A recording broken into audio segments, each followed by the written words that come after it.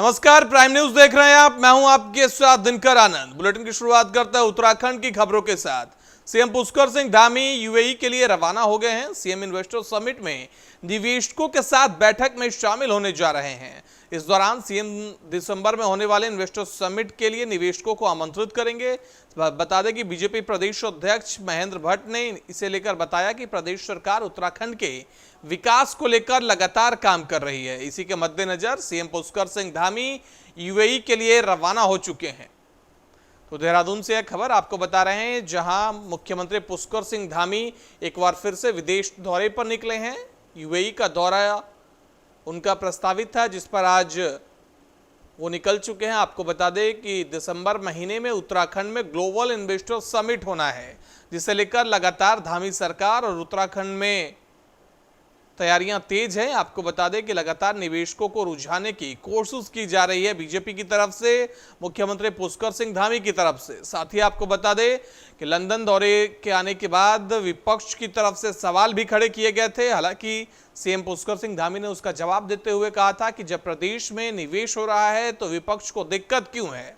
जब युवाओं को रोजगार मिलेगा तब विपक्ष की मुंह पर चुप्पी सध जाएगी। तो देहरादून की तस्वीरें आप अपने टीवी स्क्रीन पर देख रहे हैं। जब मुख्यमंत्री पुष्कर सिंह धामी यूएई के लिए रवाना हो रहे थे उस वक्त की तस्वीरें हैं। देखिए, मुख्यमंत्री जी लगातार उत्तराखंड के विकास के लिए प्रतिबद्ध हैं। पिछले दिनों एक देश की यात्रा के बाद अब पुनः दुबई का जाना हो रहा है और मैं कैसे बड़ी संख्या में इन्वेस्टर उत्तराखंड में आए, ऐसे हम सबकी अपेक्षा भी है और मुख्यमंत्री उस दिशा में पहल कर रहे हैं और अच्छा रिस्पॉन्स मिल रहा है। मैं आज कह सकता हूँ कि मुख्यमंत्री देश के अंदर और विदेशों में जितने भी उद्योगपति हैं उनको उत्तराखंड की भौगोलिक परिस्थिति की जानकारी दे रहे हैं। उन भौगोलिक परिस्थिति के आधार पर यहाँ पर वो अपना इन्वेस्टमेंट करें और यहाँ के युवाओं को रोजगार मिले। ये पहली बार इस राज्य के अंदर रोजगार सृजन के लिए एक बड़ी पहल मैं कहता हूँ मुख्यमंत्री द्वारा हो रही है। अच्छा, कांग्रेस पार्टी मुख्यमंत्री पुष्कर सिंह धामी ने प्रदेशवासियों को नवरात्र की शुभकामनाएं दी है। जहां मुख्यमंत्री ने शारदीय नवरात्र के पावन पर्व पर प्रदेशवासियों को सुख समृद्धि की कामना की। आपको बता दें कि नवरात्र पर्व पर जारी संदेश में सीएम ने कहा कि देवी दुर्गा के 9 स्वरूपों की आराधना का यह पर्व हमें मातृशक्ति की उपासना और सम्मान की प्रेरणा देता है। साथ ही कहा कि जहां समाज में नारी के महत्व को प्रदर्शित करने वाला यह पर्व भारतीय संस्कृति की महान परंपरा का भी प्रतीक है।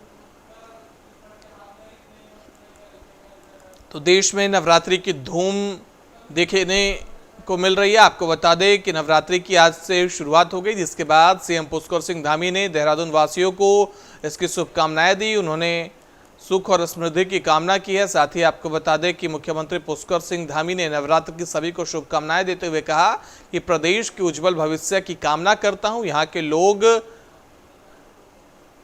प्रदेश की तरक्की में योगदान दे। साथ ही उन्होंने यह भी कहा कि नवरात्र के पर्व को धूमधाम से मनाएं। साथ ही उन्होंने संदेश जारी करते हुए कहा कि देवी दुर्गा के 9 स्वरूपों की आराधना का यह पर्व हमें मातृशक्ति की उपासना और सम्मान की प्रेरणा देता है। समाज में नारी के महत्व को प्रदर्शित करने वाला यह पर्व है। सीएम पुष्कर सिंह धामी ने आज शुभकामना संदेश देते हुए इन बातों को कहा। जनता से भारतीय संस्कृति की महान परंपरा का भी यह प्रतीक है।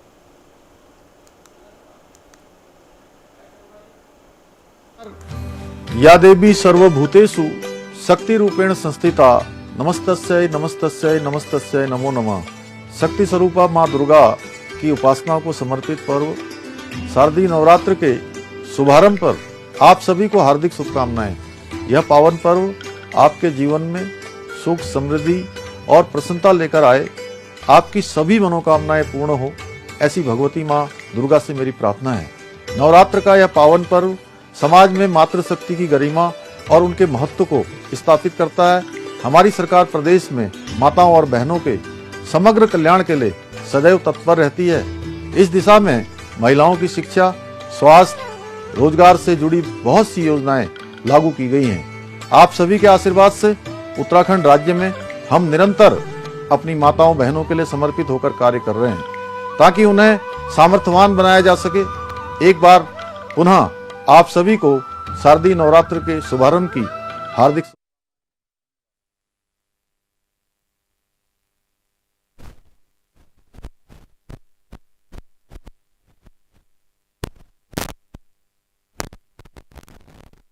गोष्ठी में नशे के बारे में विस्तार से चर्चा की गई। इस दौरान 2025 तक देवभूमि को नशा मुक्त करने का लक्ष्य रखा गया। वहीं सीओ ने बताया कि पुलिस हर मोर्चे पर नशे के बढ़ते चलन को रोकने के लिए काम कर रही है। तो मसूरी से खबर आपको बता रहे हैं, जहां मिशन 2025 को लेकर गोष्ठी का आयोजन किया गया है। नशे को रोकथाम को लेकर सीओ अनिल जोशी की अध्यक्षता में आयोजन किया गया, जिसमें तमाम तरह के सोशल एक्टिविस्ट और लोगों ने हिस्सा लिया। इस दौरान लोगों को नशे से मुक्त होने की सलाह दी गई, साथ ही लोगों को जागरूक करने का भी संदेश दिया गया। तो मसूरी में पुलिस ने ड्रग्स फ्री देवभूमि मिशन 2025 को लेकर गोष्ठी का आयोजन किया, जन सहभागिता की, साथ ही अपील करते हुए लोगों को कहा कि नशे को छोड़कर प्रदेश के उज्जवल भविष्य और प्रदेश के विकास में अपना योगदान दें। सीओ अनिल जोशी की अध्यक्षता में मसूरी लंढौर क्षेत्र में हवाघर में गोष्ठी का आयोजन किया गया था, जिसमें मसूरी में नशे को लेकर लोगों को जागरूक किया गया है। बता दें कि गोष्ठी में विस्तार से नए साल के बारे में चर्चा की गई और कहा गया कि 2025 तक देवभूमि को नशा मुक्त करने का लक्ष्य रखा गया है। ये जैसा कि ये मिशन हमारे राज्य सरकार का माननीय मुख्यमंत्री जी का मिशन है कि देवभूमि ड्रग्स फ्री होनी चाहिए 2025 तक। उससे पहले हम इसको फ्री करने के लिए तमाम उपाय हमने यहाँ बताए, तमाम सुझाव दिए, पब्लिक के भी सुझाव लिए, तो उन पर हम गहनता से और सतर्कता से और शक्ति से पालन करेंगे, तब ये हो पाएगा। भाई चौपाल हमारे वरिष्ठ पुलिस अधीक्षक महोदय जी का आदेश है कि प्रत्येक शनिवार को आप थाना स्तर पे चौपाल करो, लोगों को जागरूक करो इस बात के लिए कि ये ड्रग्स फ्री हमें करना है अपने सर्किल को। तो आप प्रत्येक शनिवार को अपने सर्किल में चौपाल करो और उस चौपाल में स्वयं भी जाओ, थानाध्यक्ष भी जाएं, और यदि मेरी आवश्यकता हो तो मैं भी आऊँ। अवेयर होना पड़ेगा, अपने यहाँ जो नशा करने वाले हैं उनको प्रोफाइल बनाना पड़ेगा, जिन स्थानों पर वो पीते हैं उन स्थानों पर जाकर उनको चेक करना पड़ेगा, सीसीटीवी लगाने पड़ेंगे। तमाम उपाय हैं जो बताए गए हैं, थाना स्तर पे भी कार्रवाई की जा रही है। अब ये चूँकि शुरू हो गया है ये प्रत्येक शनिवार को इसका, तो मैं समझता हूँ इसका असर ज़रूर अच्छा पड़ेगा।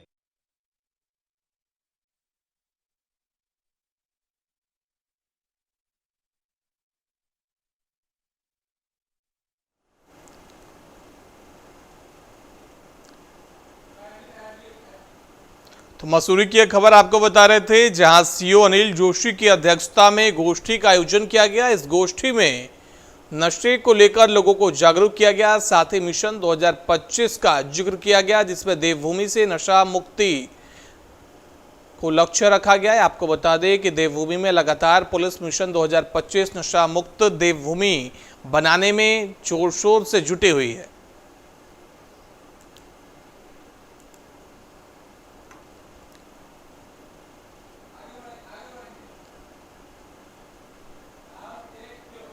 पंच केदार में से एक चतुर्थ केदार भगवान रुद्रनाथ के कपाट आगामी 18 अक्टूबर को शीतकाल के लिए बंद कर दिए जाएंगे।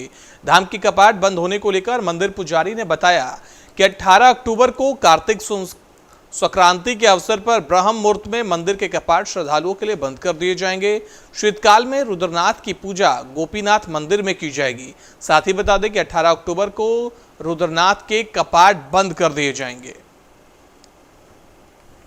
चमोली से खबर आपको बता रहे हैं, जहां पंच केदार में से एक चतुर्थ केदार भगवान रुद्रनाथ के कपाट आने वाले 18 अक्टूबर को सुबह ब्रह्म मुहूर्त में बंद कर दिए जाएंगे। बता दें शीतकाल के लिए श्रद्धालुओं के लिए यह कपाट बंद किए जा रहे हैं।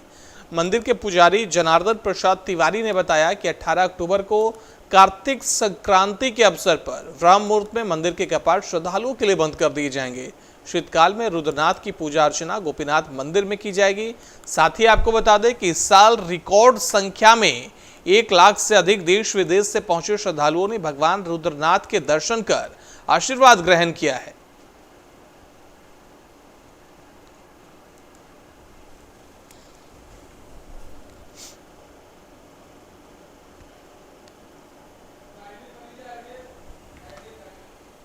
तो चमोली से एक खबर आपको बता रहे हैं, जहां शीतकाल के लिए बंद कर दिए जाएंगे रुद्रनाथ के कपाट आने वाले 18 अक्टूबर को। साथ ही आपको बता दें कि इस साल रिकॉर्ड संख्या में देश और विदेश से आए श्रद्धालुओं ने भगवान रुद्रनाथ का दर्शन किया और आशीर्वाद लिया। साथ ही आपको बता दें शीतकाल के लिए बंद कर दिए जाएंगे। इस दौरान उनकी पूजा अर्चना नहीं की जाएगी। साथ ही ये बता दें कि इस साल भारी बारिश और तूफान के बीच भी श्रद्धालुओं की संख्या में कमी नहीं हुई। रिकॉर्ड 1 लाख की संख्या से अधिक में श्रद्धालु पहुंचे हैं।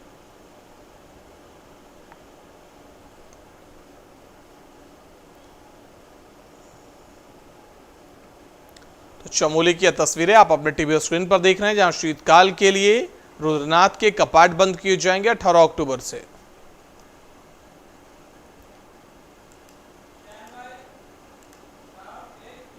उत्तराखंड के सहकारिता मंत्री धन सिंह रावत ने सहकारिता विभाग की बैठक की। इस दौरान सहकारिता मंत्री ने कई मुद्दों को लेकर चर्चा की है। बैठक में किसानों की आय दोगुनी करने को लेकर खासतौर पर चर्चा की गई। उन्होंने कहा कि किसानों की आय बढ़ाने को लेकर विभाग काम कर रहा है, जिसके चलते अब तक 8 लाख किसानों को 0% ब्याज पर ऋण दिया जा चुका है। तो सहकारिता मंत्री ने बैठक की है। आपको बता दें देहरादून से खबर आपके साथ साझा कर रहे हैं, जहां कई अहम मुद्दों पर इस दौरान चर्चा हुई।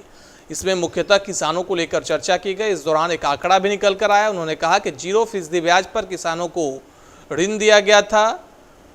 धन सिंह रावत ने आज बैठक की है। बैठक में किसानों को लेकर और इस मॉनसून सीजन में तमाम तरह के किसानों के नुकसान को लेकर भी चर्चा की गई। किसानों की आय बढ़ाने को लेकर चर्चा की गई।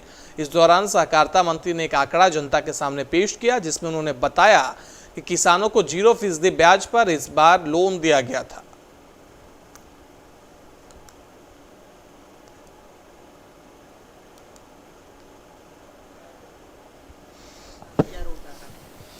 देखिए, सहकारिता विभाग जो है उत्तराखंड में किसानों की आय दुगनी करने के लिए जो प्रधानमंत्री जी का ड्रीम प्रोजेक्ट है उसके अनुरूप काम कर रहे हैं और अभी तक लगभग 8 लाख किसानों को हम 0% पे ऋण दे चुके हैं। इस बार भी हमारी ये महत्वाकांक्षी योजना जो है वो कुक्कुड़ बहली के लिए भी है, जो लोग डेयरी सेक्टर में जा रहे हैं उनके लिए भी है, जो है उद्यान के क्षेत्र में जा रहे हैं उनके लिए भी है। तो हर प्रकार के किसानों को हम लाभ दे रहे हैं। साथ में अभी हमने ये भी कहा है कोऑपरेटिव में कि 2 लाख नए सदस्य बना रहे हैं, क्योंकि भविष्य में कोऑपरेटिव के चुनाव होने जा रहे हैं।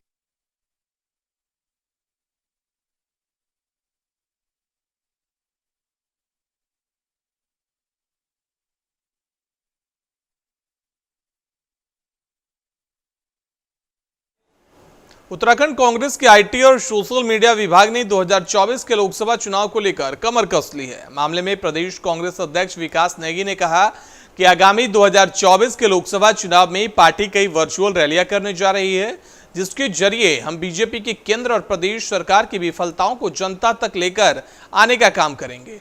24 को लेकर कांग्रेस की तैयारी तेज है। आपको बता दें कि आईटी और सोशल मीडिया विभाग ने कमर कस ली है।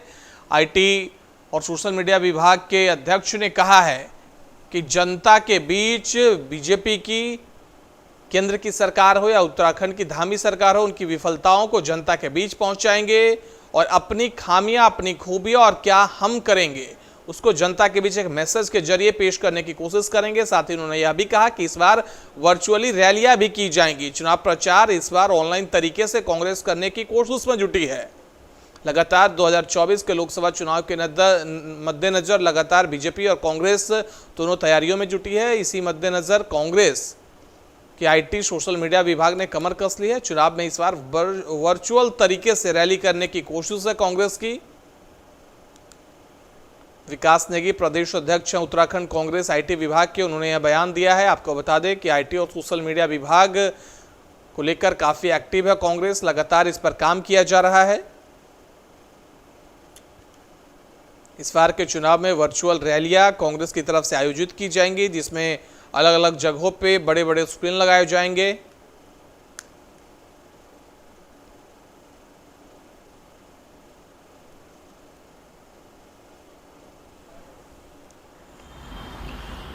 जिस तरह से हमने 2022 का आप कहें कि वर्चुअल रैलीज के माध्यम से हमने आम जन तक जाने का काम किया, उसी प्रकार इस बार भी हम चाहे हमारे ब्लॉक्स हों, चाहे हम ब्लॉक से ऊपर अपना ज़िले हों, ज़िले स्तर पर हम अपना वर्चुअल रैलीज़ का और डिजिटल के माध्यम से ज़्यादा लोगों तक पहुंचने का काम करेंगे। और निश्चित ही जो भी हमारे मैनिफेस्टो केंद्र सरकार द्वारा बनाया जाएगा और उस पर हम अपनी बात रखने का काम करेंगे। और जो लड़ाई चल रही है इस समय देश में, नफ़रत को मैं कहूँ मिटाने का काम हम करेंगे मोहब्बत के माध्यम से, और झूठ को मिटाने का काम करेंगे सच के माध्यम से, सच पहुंचाने का काम। और जो काम कांग्रेस सरकार में मैं कहूँ 2014 से पहले हमारी सरकारों ने किए हैं, उन कामों को हम गिनाने का काम करेंगे। और जो नई हम मैनिफेस्टो लाएंगे उसके बाद बताएंगे हम कि हम आने वाले 2024 में अगर हम आते हैं तो हम चाहे आम जन हो, चाहे युवा हो, महिलाओं हो, चाहे देश में जो भी हम, चाहे सैनिक की बात करें, उसमें क्या क्या मैनिफेस्टो में आएगा, उन बातों को पहुंचाने का एक आम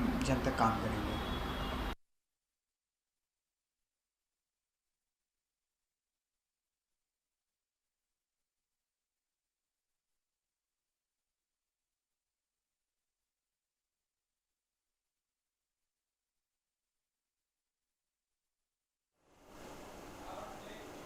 कांग्रेस पार्टी के नेता मनीष खंडूरी ने बीजेपी के विधायक सांसद पर काम न करने का आरोप लगाया है। जहां नेता का कहना है कि गढ़वाल मंडल में सड़कें जगह जगह क्षतिग्रस्त हो गई है, लेकिन न सांसद काम कर रहे हैं और न ही विधायक काम कर रहे हैं। साथ ही कहा सभी अपने काम को करने में असफल साबित हुए हैं। तो वहीं बीजेपी ने उनके आरोपों पर पलटवार करते हुए कहा कि कांग्रेस पार्टी शायद राजस्थान के लिए ऐसा बोल रही है क्योंकि प्रदेश में सभी विधायक और सांसद अपने अपने क्षेत्र में बखूबी काम कर रहे हैं। आपको बता दें कि चुनाव के नजदीक आते ही एक बार फिर बीजेपी और कांग्रेस में वार और पलटवार का दौर शुरू हो गया है। तो कांग्रेस नेता ने बीजेपी विधायक और सांसद पर गंभीर आरोप लगाया। उन्होंने कहा कि जगह जगह सड़कें टूटी हैं, सड़कें क्षतिग्रस्त हैं, लेकिन सांसद और विधायक अपने काम में व्यस्त हैं, लेकिन जनता के काम को वो नजरअंदाज कर रहे हैं।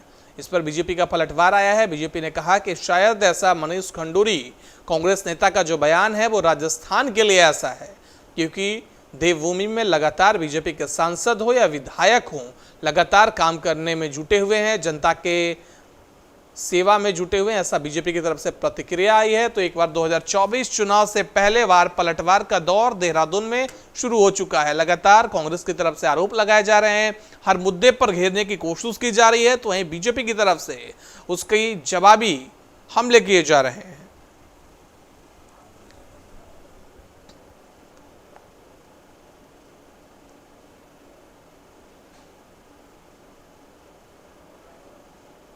कांग्रेस के अभियान में और भारतीय जनता पार्टी के सोशल मीडिया अभियान में बहुत जमीन आसमान का फर्क है। वो आप देख भी सकते हैं। कांग्रेस जितने भी अभियान सोशल मीडिया पर चलाती है वो पैसे के दम पर चलाती है। उनकी प्रोफेशनल टीम है जो पैसे लेके उनके लिए काम करती है। भारतीय जनता पार्टी जो सोशल मीडिया पर काम करती है या कोई अभियान चलाती है वो कार्यकर्ताओं के दम पर चलाती है। आप हमारा पेज देख सकते हैं, हम 1 रुपये का भी जो है उसमें फेसबुक को नहीं देते और ये लोग केवल पैसे के दम पर चलते हैं। हम अपने कार्यकर्ताओं के दम पर बूथ स्तर तक का जो है हमारा कार्यकर्ता भारतीय जनता पार्टी के साथ दिल से जुड़ा है और हमारा जो कार्यकर्ता है वो घर का खाकर और घर का लगाकर काम करने वाला कार्यकर्ता है। कांग्रेस की तरह पैसा लेकर काम करने वाले कार्यकर्ता हमारे पास नहीं है।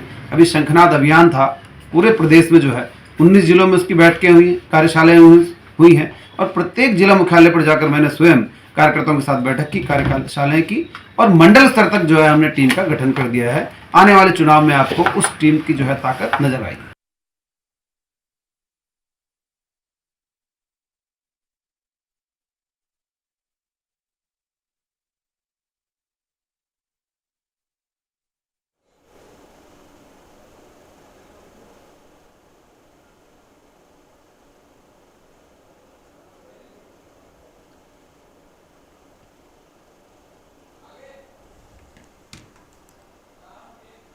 डोईवाला में अखिल भारतीय लोधी महासभा की प्रदेश स्तरीय बैठक का आयोजन किया गया। बैठक में शिक्षा, स्वास्थ्य और नशे के बढ़ते प्रभाव को कम करने के प्रयासों को लेकर काम किया गया।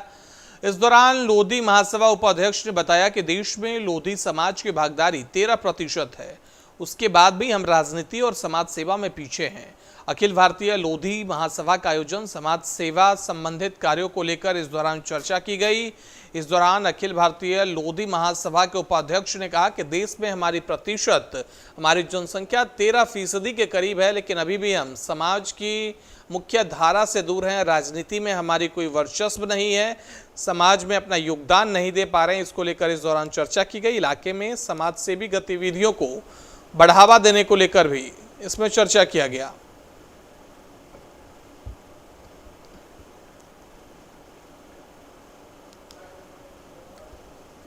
कोई मामला नहीं है।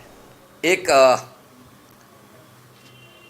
और घोटाला हुआ था दहचा बीच, उसमें तो जज की टिप्पणी भी थी और कई विधायक और मंत्री यहाँ से वहाँ शिफ्ट हो गए जिन पे बहुत सारे आरोप लगाए गए थे। पॉली हाउस घोटाला, अन्य घोटाले, आज उन पर जांच नहीं बैठ रही है क्योंकि बीजेपी में जो जाएगा उसकी कोई जांच नहीं होगी।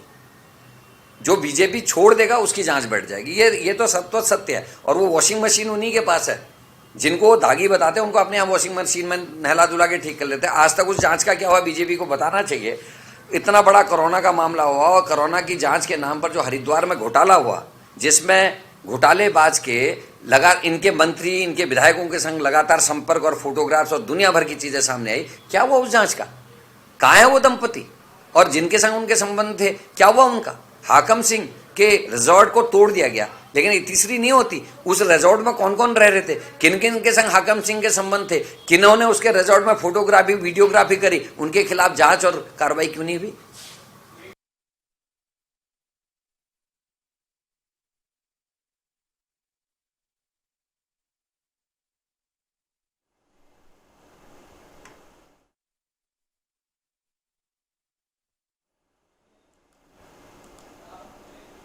आज से शारदीय नवरात्रों की शुरुआत हो गई, जिसको लेकर धर्मनगरी हरिद्वार में माता के सभी मंदिरों पर भक्तों का तांता लगा हुआ नजर आया। सुबह से ही मंदिरों में भक्तों की भीड़ जुटी रही। हरिद्वार के चंडी देवी और मनसा देवी मंदिर समेत सभी मंदिरों में श्रद्धालुओं की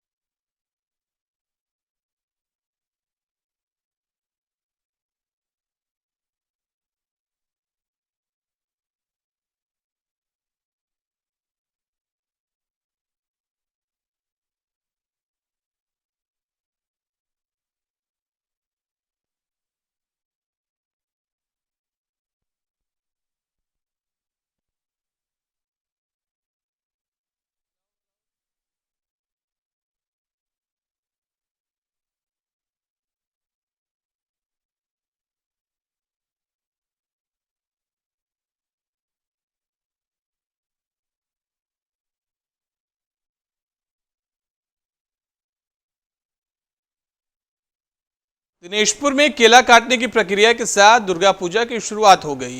दुर्गा मंदिर प्रांगण में बंगाली समाज की महिलाएं एकत्र होकर देवी दुर्गा मां की जयकारा लगाते हुए ढोल कश के साथ उलर ध्वनि देते हुए रैली निकाली। क्षेत्र के 7 स्थानों पर केले के पेड़ की विधिवत पूजा अर्चना करने के साथ केले का पेड़ को काटकर केला फल सर पर रखकर पुनः दुर्गा मंदिर में लाया गया।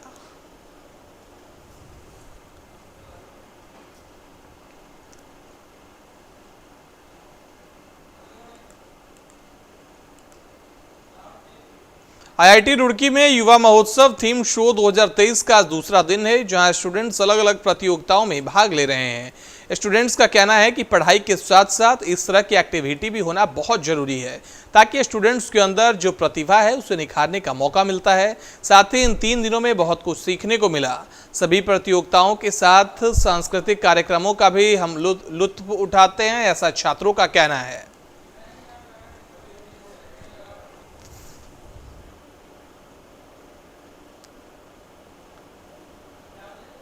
तो रुड़की की यह खबर है, जहां युवा महोत्सव 2023 का आयोजन किया गया है। आपको बता दें कि छात्रों का कहना है कि इन 3 दिनों में बहुत कुछ सीखने को मिला। सभी प्रतियोगिताओं के साथ सांस्कृतिक कार्यक्रमों का भी हमने लुत्फ उठाया।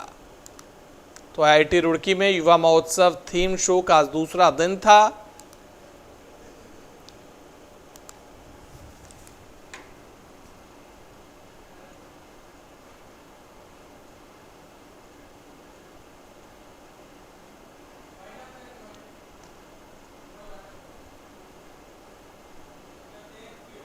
बुलेटिन में फिलहाल इतना ही। देश दुनिया की बाकी खबरों के लिए देखते रहिए प्राइम न्यूज।